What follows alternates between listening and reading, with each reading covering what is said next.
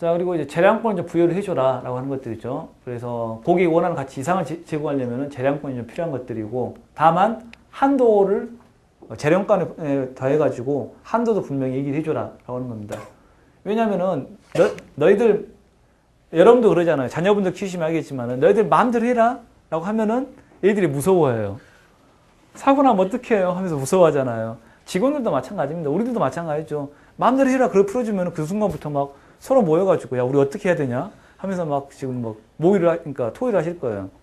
그러니까 명확하게 재량을 주되 이 안에서 해라라고 한도를 정해 주셔야 돼요. 애들도 마찬가지잖아요. 너희들 마음대로 놀아라. 그렇지만은 집 밖은 나가지 말아라라고 얘기를 하면은 마음대로 놀죠. 애들이 편하게. 자, 그런 식으로 재량을 주시되 한도를 정해 줘야 된다는 겁니다. 그래서 그러니까 예를 들어서 리츠 칼튼 호텔 직원들 같은 경우에는 분명히 클레임 거는 분들이 있는데 손님들이 그런 경우에 그러니까 뭐 그러니까 옷에다가 뭐 식사를 하는데 뭐 좀 쏟았다든지 아니면은 뭐 분실을 했다든지 이런 경우가 생겼을 경우에 관리자가 승인이 없어도 상황상 불가피하다면 고객에게 뭐 $2,000까지 그러니까 우리나라 돈 한 200만 원 정도 되겠죠. 이 정도까지 사용 가능하게끔 해준답니다. 그래서 이렇게 재량권을 가지면 어떤 식의 효과들이 있느냐. 주인의식 제고에 기여를 한답니다. 자, 직원들이 재량권을 줬다고 해가지고 막 쓰는 경우가 별로 없다는 거죠. 대부분 생각을 하는데 신중하게 아 이거 하면 나중에 문제 될 텐데 라고 막 생각을 하면서 그러니까 굉장히 신중하게 사용을 한대요. 그리고 때때로 매우 인색하기도 한대요. 그래서 재량권 행사 여부를 고민하면서 직원들이 주인으로서 내가 이렇게 막 이거 써야 되냐 말아야 되냐 생각을 하면서 거기에서 주인으로서의 어떤 면모들을 갖추게 된다고 하는 것들이죠. 그리고 또 재량권을 주면은 거기에서 직원들이 새로운 아이디어를 낸답니다. 그래서 새로운 방법으로 고안하고 괄목할 만한 성과를 달성할 수 있게 된다는 겁니다. 타코벨이라고 들어보셨죠? 그 그러니까 멕시칸 푸드 지금 우리나라는 지금 안 들어와 있죠. 그러니까 있습니까? 네. 저도 뭐 이 타코벨이라는 회사가 있는데 이게 펩시 쪽 계열사예요. 근데 이 회사에서 굉장히 재밌는 실험을 해봤답니다. 그러니까 보통 이제 그러니까 그 아웃백 스테이크라든지 아니면은 뭐 빕스 같은 데 보면 관리자들 다 있잖아요. 그러니까 패밀리 레스토랑 같은 경우에는 관리자들이 있는데 한번 관리자들을 없애봤대요, 일부에서.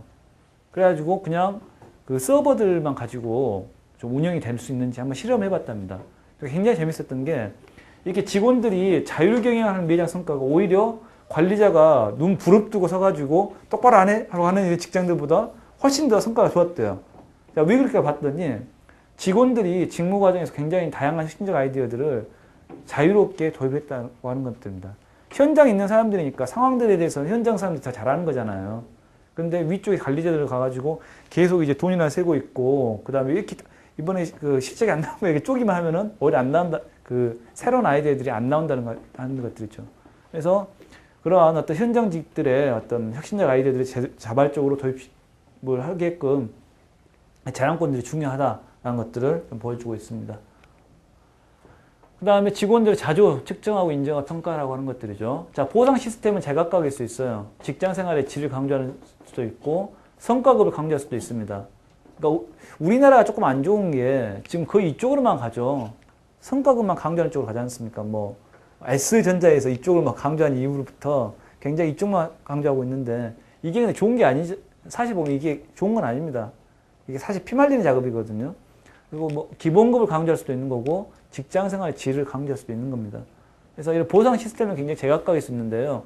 중요한 것들은 성과 인정이라고 하는 측면들은 굉장히 다 동일한 원칙들을 지키고 있다고 하는 겁니다. 그래서 기본적으로 첫 번째로 기업의 사업 모델이라든가 조직 문화에 이런 성과 지표와 보상이 잘 매칭된다는 측면이 하나가 있고, 두 번째로 다양한 방법으로 직원들을 자주 측정하고 인정하고 또 보상해 준다고 하는 겁니다. 특히 조직의 어떤 가치를 실현한 그러한 행동에 대해서는 굉장히 작은 성공이라도 오 진짜 잘했다 그러면서 치아를 크게 해준답니다. 그리고 또 조직에 따라서는 굉장히 직원 감동적인 그런 성과 인정 프로그램들도 운영을 하고 있대요. 그래서 뭐 페어몬트 호텔 같은 경우는 호텔 체인 중에서 굉장히 유명한 호텔인데 저도 가보진 않았습니다. 그런데 굉장히 유명한 호텔인데 여기에서는 이제 매년 그 각 사업장에서 2명씩 선발해가지고 그들의 꿈을 실현하는데 $5,000씩 지원한답니다. 굉장히 꿈 같은 일이죠. 그래서 개별적이고 어떤 개인화된 경험, 그러니까 이게 5,000달러 하는 게 사실 생각을 해보면은 의외로 그렇게 큰 돈이 아닐 수도 있어요. 그러니까 성과급으로 제일 잘하는 애들 뽑아가지고 500만 원 주는 거랑 똑같은 거잖아요. 근데 여기서는 돈을 안 주고 너희들의 꿈을 말해봐라. 그럼 우리가 거기서 500만 원 범위 내에서 그 꿈을 실현시켜 줄게. 라고 하는 거죠. 똑같은 어떤 보상을 주더라도 이렇게 준다면은 효과가 달라지겠죠. 그래서 어떤 사람은, 그러니까 여기 책에 나온 사례는 어떤 사람은 자기 집 부엌이 굉장히 낡았는데 그걸 좀 리모델링 하는 게 꿈이었다. 그래서 그걸 리모델링 해줬대요. 500만 원 가지고. 그랬더니 가족들도 해피해하고 자기도 해피해하고.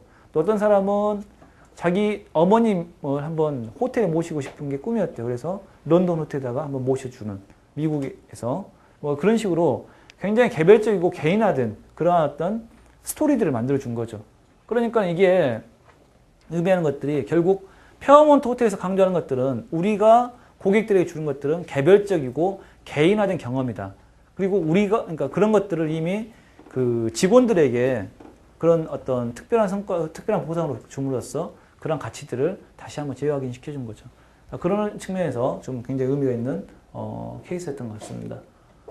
그래서 이런 식으로 주인의식들을 좀 높이면은 결국 여러 가지 성과들이 나타날 수 있다는 거죠. 아이디어라든가 제안 같은 거, 그다음 내부 추천 같은 거, 그 다음에 직원이 주인의식을 갖는다면은 당연히 고객도 주인의식 갖게 된다고 하는 거죠. 그래서 이런 것들을 잘 챙겨라 라는 것들을 보여주고 있습니다. 자, 그 다음에 그 A측 경영으로 주인의식을 엔지니어링하라는 부분인데요. 이 부분은 그 주인의식을 갖고 그걸 통해서 실제적으로 어떤 경영 현장에 어떻게 적용시킬 수 있는 것인가 라는 부분들을 좀 얘기를 하고 있습니다. 자, 헤라스라고 하는 곳이 나옵니다. 자, 헤라스는 여러분들이 라스베가스에 가시면은 자주 보시게 되는 회사입니다. 지금 이름이 시저스로 바뀌었어요. 시저스로 바뀌었는데, 이 회사가 굉장히 특이한 회사예요. 두 가지 측면에서 특이한 회사입니다. 하나는 이게 카지노 회사예요, 카지노 회사. 카지노 회사인데, CEO가 대학교 교수예요. 그러니까, 그러니까 그 하버드, 그러니까 이 헤라스 사례가 여기서 쓰이게 된 가장 중요한 이유 중에 하나가, 이거 저자가 하버드대 교수들이잖아요. 근데 교수 동료들 중에 하나인 러브먼이라는 사람이 98년인가? 그때, 교수 이제 그만할래 하면서 회사로, 나는 이제 경영 현장으로 가겠어. 라고 갔는데 그 회사가 바로 도박 회사였어요. 카지노 회사. 굉장히 황당하죠. 그래가지고 이 회사 굉장히 성공을 했어요. 그러니까 그 교수가 경영을 해가지고 대부분의 경우에 교수가 경영을 하게 되면 망하지 않습니까? 그게 정상적인 케이스예요. 교수가 주식 투자하면 망해요. 이게 정상적인 케이스인데 이 회사는 교수가 들어가가지고 굉장히 큰 성공을 거뒀어요. 그리고 또 그러면서 카지노 회사인데 CRM이라는 얘기 들어보셨죠? 고객 관계 관리. 이 고객 관계 관리의 대표적인 성공 사례로서 얘기되고 있는 회사입니다. 굉장히 특이한 거죠. 우리로 생각을 하면은